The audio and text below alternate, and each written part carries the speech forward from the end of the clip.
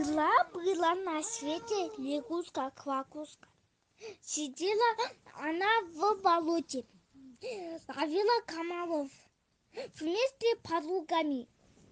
Однажды она сидела в болоте, вдруг прилетела стая утки. Они летали на юг. Квакушка решила полететь на юг с утками.